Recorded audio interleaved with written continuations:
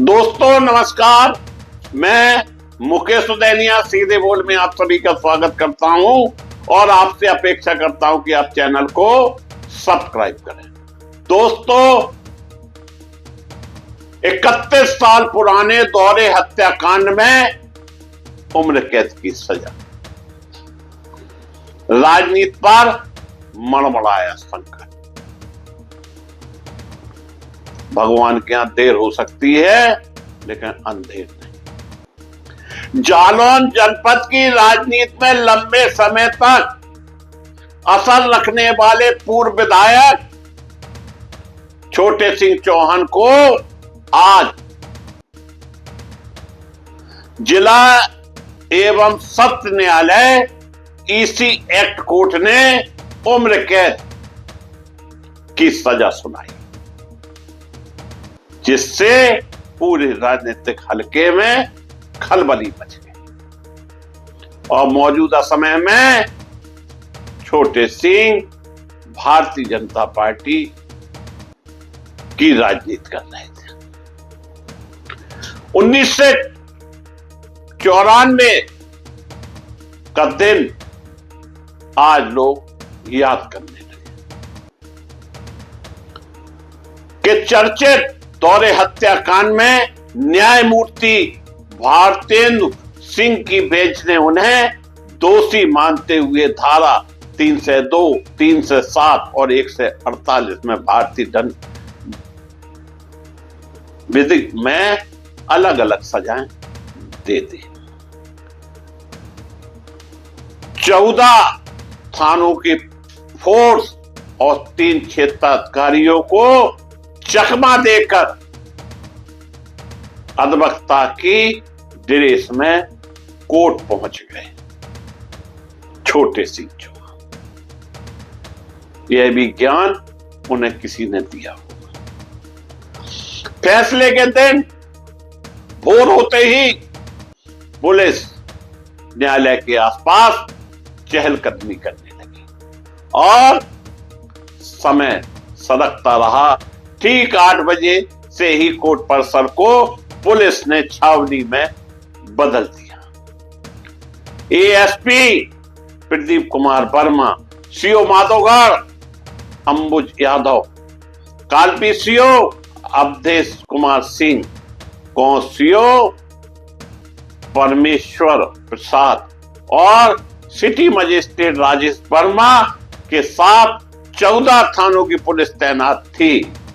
योजना यह थी कि चौहान को सिलेंडर करने से पहले ही गिरफ्तार कर लिया जाए। सुबह 10:15 पर वकील के भेष में सफेद शर्ट और काली पैंट पहनकर पहुंचे और अधिवक्ताओं के घेरे में पुलिस को चकमा देकर कोर्ट में दाखिल हो गए। इससे पुलिस पर भी सवाल उठते। इतनी चाक चौगन व्यवस्था के बाद सिलेंडर कोर्ट नहीं हुआ। कोर्ट की कार्रवाई और फैसला इस प्रकार रहा। दोस्तों 11 बजे सुनवाई शुरू हुई। बचाव पक्ष के अधिवक्ता राजेश चतुर्वेदी ने करीब 10 मिनट तक पक्ष रखा और न्यायालय से कम सजा देने की अपील की। दोपहर 12:30 अदालत ने फैसला सुनाते हुए चौहान को उम्र कैद की सजा दी। धारा 302 हत्या, उम्र कैद। धारा 307 हत्या का प्रयास में 4 वर्ष तथा धारा 148 हथियारों से लैस होकर हमला 2 वर्ष। कुल 3 धाराओं में 3 सजाएं। दोस्तों हम आपको यह भी बताना चाहते हैं कि फैसले के बाद क्या माहौल शहर में, न्यायालय परिसर में, सड़कों पर रहा। सजा सुनाए जाने पर छोटे सिंह चौहान के चेहरे पर मायूसी साफ झलक रही थी। हालांकि कोर्ट से बाहर निकलते समय वे पुलिस कस्टडी में समर्थकों की ओर हाथ हिलाते हुए निकले। उन्होंने कहा, मुझे न्याय व्यवस्था पर पूरा भरोसा है। मेरे खिलाफ षड्यंत्र किया गया है।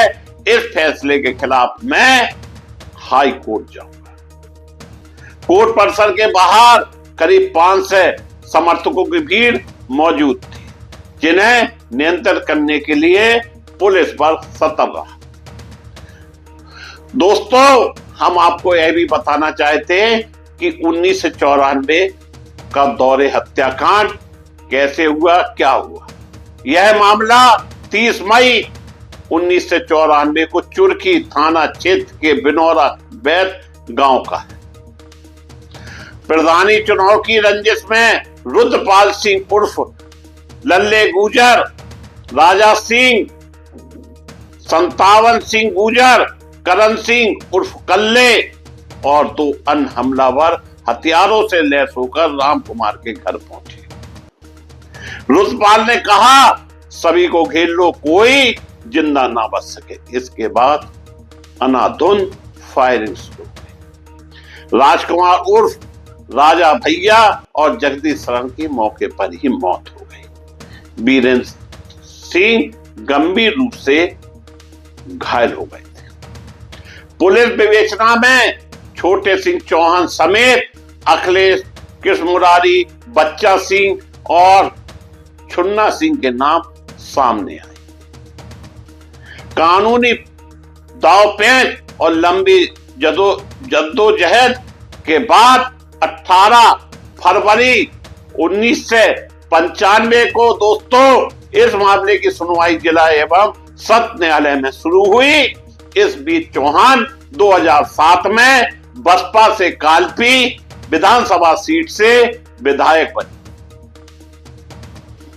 बाद में उन्हें हाई कोर्ट से जमानत मिल गई और प्रदेश सरकार ने केस वापस ले लिया। 19 मई 2005 को एफटीसी कोर्ट ने उनकी पत्रावली समाप्त कर दी। वादी पक्ष ने इस आदेश को सुप्रीम कोर्ट में चुनौती दी। लंबी सुनवाई के बाद 24 अप्रैल 2024 को सुप्रीम कोर्ट ने राज्यपाल और सरकार के आदेश को निरस्त करते हुए फटकार लगाई और शीघ्र सुनवाई करने के आदेश दिए। मामला जिंदा हो गया। इसके बाद जनपद जालौन की अदालत में 27 अगस्त 2025 को दोबारा सुनवाई शुरू हुई। 8 सितंबर 2025 को चौहान को दोषी ठहराया गया और 11 सितंबर को सजा सुना दी गई। इससे पूर्व 8 सितंबर को सुनवाई के दौरान चौहान को व्यक्तिगत कारण बताते हुए हाजिरी माफी का प्रार्थना पत्र दिया था, लेकिन अदालत ने इसे खारिज करके उनके खिलाफ गैर जमानती वारंट NBW जारी किया। बावजूद इसके वे गिरफ्तारी से बचते रहे और आखिरकार वकील वेश में कोर्ट पहुंच गए। राजनीति और विवादों से उनका गहरा नाता रहा। छोटे सिंह चौहान का राजनीतिक कैरियर विवादों से भरा रहा। 2007 में वे बसपा से विधायक रहे। 2021 में भाजपा में शामिल हुए। 2022 का चुनाव उन्होंने निषाद पार्टी से लड़ा, लेकिन मात्र 28 से 16 वोटों से हार गए। उनकी छवि हमेशा अपराध और राजनीतिक गठजोड़ से जुड़ी रही और अब यह सजा उनके राजनीतिक भविष्य पर क्या असर डाल सकती है, यह तो आने वाला समय ही बताएगा। दोस्तों, न्याय की तराजू पर न्याय होता है तो निश्चित रूप से एक बिना लाठी की आवाज होती है और जिसको सहन करना आसान नहीं होता।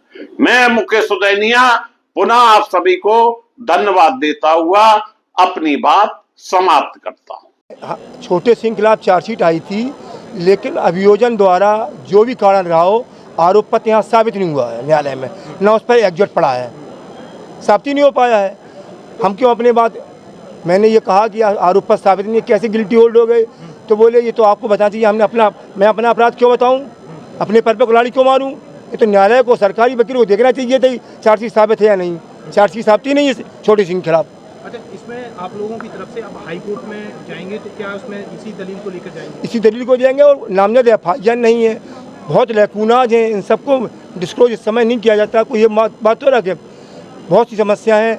अब उसमें तो हाई कोर्ट जो ऑर्डर करेगी उसको देखा जाएगा, वो सामने आएगा, और किसको क्या गलती का परिणाम मिलेगा वो हाई कोर्ट का काम, हमारा काम नहीं। हमारा काम था यहाँ आर्गूमेंट करने का, वहाँ दलील रखने का। इसके बाद न्यायालय ने जो आदेश कर दिया उसको हाई कोर्ट ऊंची कोर्ट देख सकती है, हम उसमें ये कुछ नहीं कर सकते हम।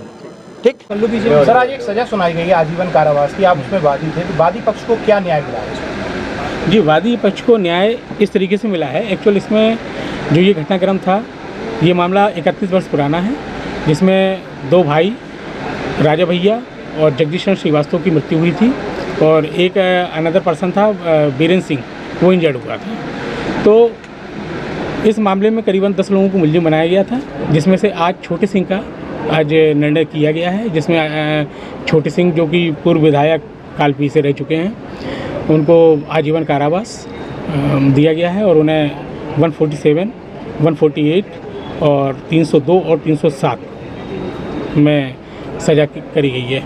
अच्छा, 2007 में जब ये विधायक बने थे तो इनका केस है सरकार ने वापस ले लिया था, उसके खिलाफ आप लोग कहाँ गए? जी, 2012 में इनका केस वापस हुआ था, और उस समय राज्यपाल, उत्तर प्रदेश के राज्यपाल द्वारा ये केस वापस किया गया था 321 CRPC में, जिसका हम लोगों ने रिवीजन किया था हाई कोर्ट में।